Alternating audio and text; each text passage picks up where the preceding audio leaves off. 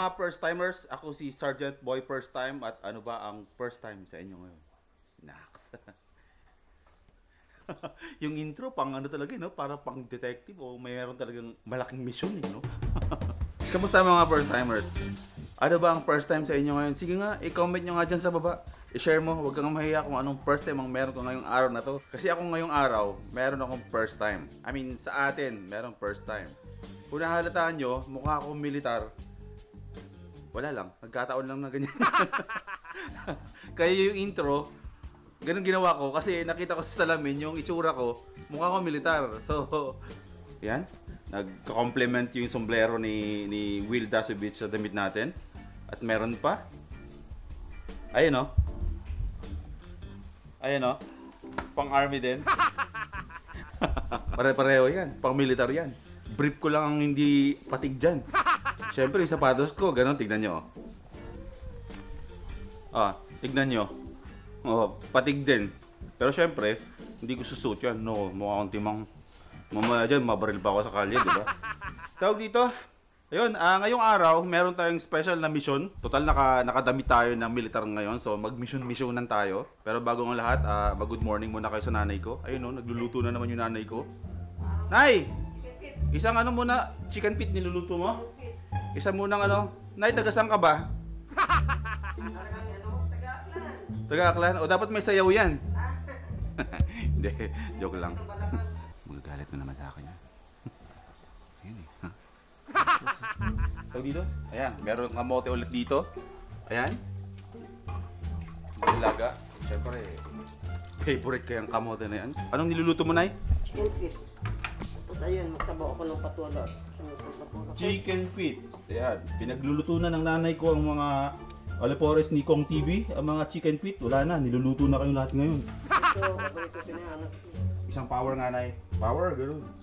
Ano? Ganun, power, gano'n. Power! Kasi siguro mga isang linggo na lang, isang buwan na akong hindi nagkakanin. Tulad nga na nakwento ko. Hindi ako nagkakanin, pero parang walang nangyayari sa katawan ko. Mataba pa rin ako.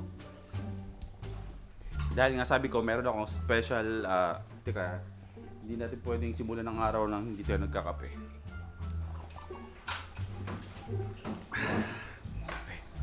Brewed coffee. Brewed coffee. Coffee. Ano ba talaga? Coffee. Brewed coffee. Yan. Favorite kasi kita talaga yung kape na yun eh. Kaya napapansin nyo, yung ibang mga nang tutrol dyan sa comment section na madilaw yung ipin ko. Yan. Ayan, ha, di ba? Madilaw talaga. Kasi coffee drinker ako. Lahat ng mga mahilig sa kape ay madilaw yung ipin. So, ayan. Yan yung dahilan kung bakit yung iba dyan, pati ipin ko, napapansin nyo. Kasi mahilig ako sa kape. Tsaka hindi nyo ba alam na ang dilaw na ipin mas healthy kaysa sa puting ipin? Yan, sige, pagtanggol mo pa. Fact yan. Fact. Oh, fact. Fact yan. Fact na ang mga coffee drinker ay madilaw ang ipin. Kung hindi ka coffee drinker at madilaw ang ipin mo, yun, doon kayo magtaka. Mag-toothbrush ka na para mabuhay din naman yung iba. Parang ganyan, sabi nila. And speaking of ipin, Nay, pwede ba ako pumunta kay auntie? Yung dentist nating auntie, yung dentist natin na auntie. Pwede ako pumunta sa kanya, ipaayos ko yung ipin ko dito. Ito gawin mo. Sabihin mo pangalan mo. Kasi minsan late siya dumating. Tapos itatawag nila yan na may ano ka dito, may pasyente ka dito. Baka di niya makilala, ako si Boy First Time eh. Sabihin mo si Jongjong. Sabihin mo ng Jongjong. Huwag mo sabihin Mac. Naku, nalaman din ako. Magpapaschedule ako sa kanya, sa tita ko na dentist. Bali, papayos ko yung ipin ko dito. Kasi kung napapansin nyo, kaya laging nandito yung camera ko. Ito, matagal ko nang gustong sabihin to eh. Kaya lagi nasa kaliwa to, maliban sa ito yung angulo ko. Diyan ako pogi. Dito, medyo alanganin. Malaki yung siwang ng ipin ko dito. Pero hindi bungal yan. May space lang yan. Kompleto yung ipin ko dito. Pero yung isa, akala mo may space dito, akala mo lang ipin. May ipin yan, pumasok sa loob. Medyo nahiya siyang lumabas. Kaya pag humingiti ako, akala niya walang ipin, pero may ipin yan. Nahiya lang siya. Kasi medyo dumanas ng depression yung isang ipin ko. Nilalayo niya yung sarili niya sa mga ibang kasama niya. So ayun, balik tayo sa mission natin ngayong araw na to. May lalakarin tayo. Dala ang hard drive na to. Mahalagang file para sa ating mga first timers. Hindi pwedeng makuha ng iba to. Dito nakasalalay ang future ko at future nating mga first timers. Nay! Ayun na naman yung nanay ko, sinisermo na naman yung future ko daw. Nay, nag-vlog lang ako, gumagawa lang ako ng kwento. Ano na naman ako ng nanay, sinisermo na naman ako. Joke lang yun. Iwan ko na yan at baka pagpawisan lang yan, bumaho lang yan.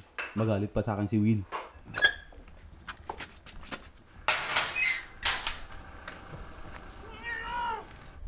Yan, tour ko muna kayo ng saglit dito sa labas ng bahay namin. Ayan, hanggang dyan. Yan. Ganito ang labas ng bahay namin. Yung mga taga Malolos na nagtatanong kung taga saan ako, taga Dakila ako mga chong. Ganito sa likod ng bahay namin, may creek na ganyan. Ang lugar na to, tawag dito ay Patubig. Yan. Papunta dun sa mga palayan na yan. Ganito yung lugar ng likod ng bahay namin. Ayan, ganito. As in, palayan talaga. Kaya gustong gusto ko dito sa Bulacan, sa Malolos. Kasi alam mo na, mas mahaba yung oras na tinatagal mo sa syudad, sa Maynila.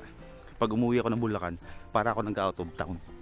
Nare-refresh yung magulo kong utak. Nakakalanghap ako ng fresh na hangin. Hindi puro usok ng sasakyan.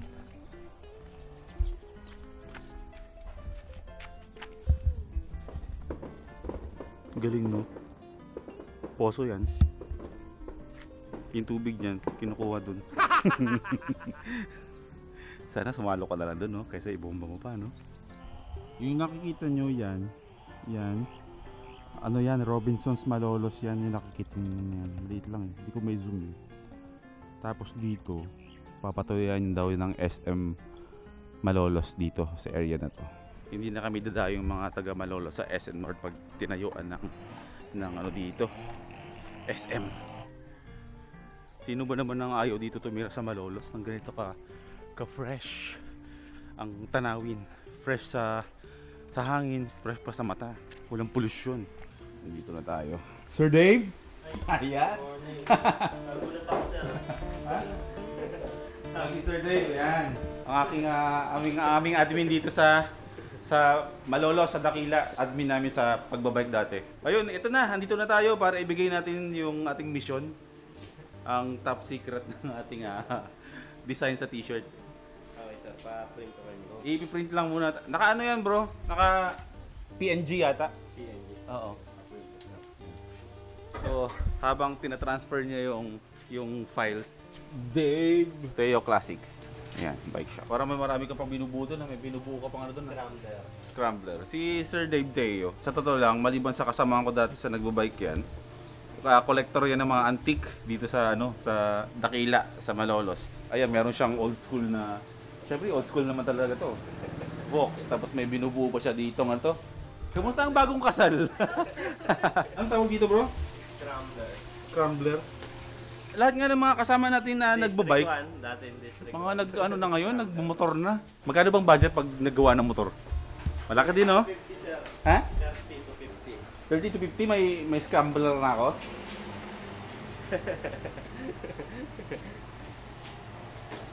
Napaisip ako doon, ha? Ayan, itutur ko kayo sa bike shop niya. Bike shop pa lang niya to, ha? Hindi, kasi puro classic dito, eh.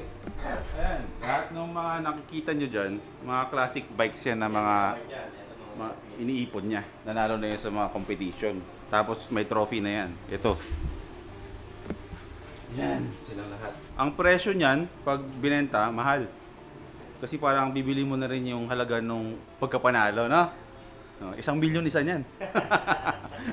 Yung wheel set na yan, sa akin dati yan. Namimiss ko na yung bike ko dati.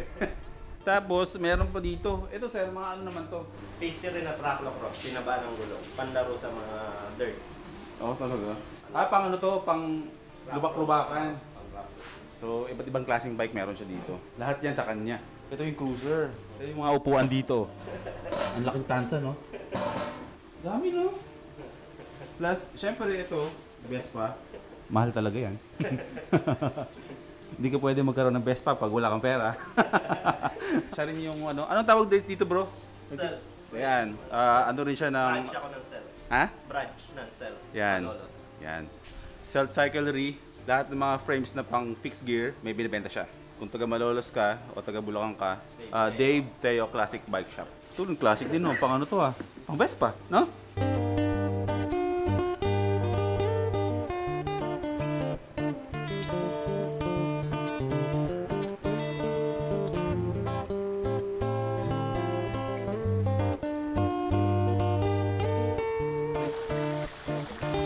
Pang ano to pang paswerte na rin to no? May nag-aalaga ka pa dyan? Taray. Talagang ano. Ikaw ang ano. Ikaw ang tunay na payaman. Hindi. Ang tagal natin hindi nagkita. Pagbalik ko dito, grabe yung inasenso mo Hindi siya talaga, si Sir Dave talaga. Hobbyist talaga yun Marami pang ibang hobby na hindi ko na ikikwento. Ayan na. Ganitong kalaki gagawin natin. Sa t-shirt? Oo. Parang tama na yan. Kasi overbadoy naman pag sumobra lang. Si Sir Dave ang magpiprint. Ito na yung magiging final na design natin sa t-shirt. Yan. Kay Sir Dave. Hanap buhay na to. Sideline. Payaman to, sir. Payaman.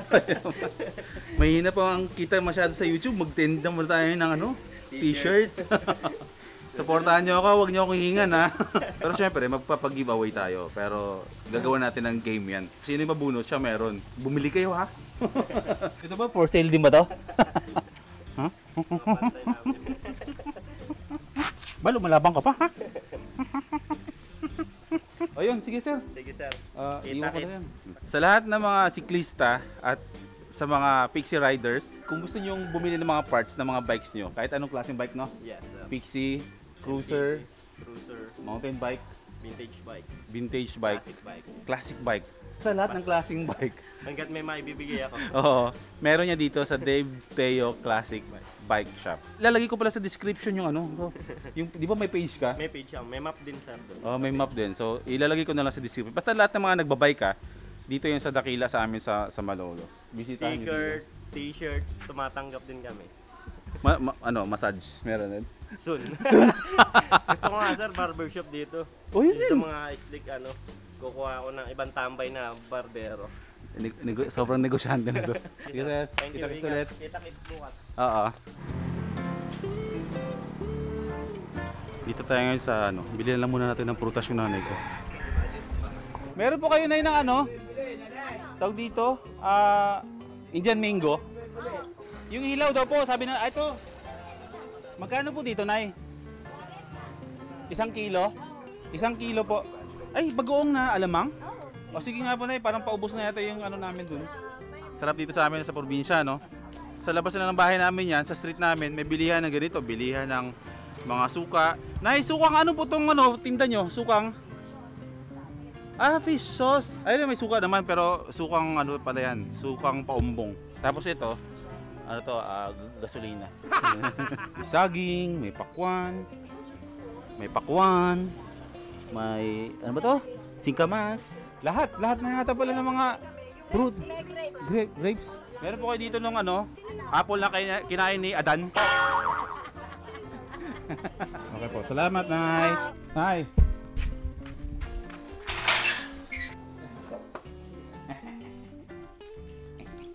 Reimbursement. Tawag dito. Ayan, nandito na ako sa bahay. Tawag dito, mag-prepare na ako dito. Papasok na ako mamaya. At mamayang gabi nga pala, may voice and episode akong isushoot. Announcement! This weekend, wait lang, may papakita ako sa inyo. Simula kasi nung nag-collect ako ng mga laruan, itong mga pups ko, hindi pa yung nadagdagan hanggang ngayon.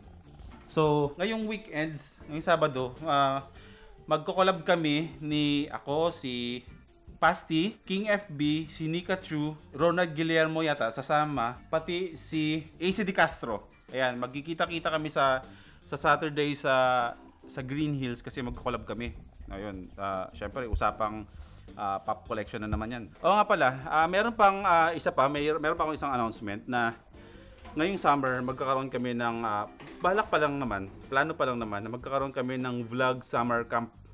2 araw yun Hindi namin alam kung saan gaganapin, kung dito lang sa Maynila or magliliwa sa Zambales. So medyo limited yung kasama, siguro max of 20 lang. Gagawa kami ng form online, tapos mamimili kami kung sino yung mga talagang pwedeng isama dun sa vlog summer camp na yun. So ayan, hanggang dito na lang. Dito ko natatapusin yung vlog ko. Pinagpawisan talaga ako ng sobra dun. Maraming salamat sa panonood. Maraming salamat sa almost 42,000 na mga first timers na meron tayo ngayon dito sa channel ko. At yun, magkita-kita ulit tayo bukas. Always remember guys, stay happy. Oops, wala pa. Huwag niyong kakalimutan mag-like, mag-comment, at mag-subscribe kung bago ka dito sa channel ko. Bye-bye. Oops, hindi pa pala tapos. Meron pala akong isa-shoutout. Sobrang bait ng taong to eh. Kahapon, may nag-friend request sa akin sa Facebook. Matagal na yung invite niya kasi hindi ko kasi talaga nakakalkal yung Facebook ko. Taga Japan. Shoutout kay Lester Castillo. First timer siya from Japan na bigla siyang nag-video call sa akin kahapon. Nasagot ko naman kasi medyo hindi ako busy kahapon. Kaya ayun, tuwang-tuwa ako sa kanya kasi sobrang pro. Kamusta bro? Nagba-vlog din siya. Tapos same condition siya sa akin. Dumaan din siya sa depression. Tuwang-tuwa siya nung nag-kausap kami. Siyempre ako din naman.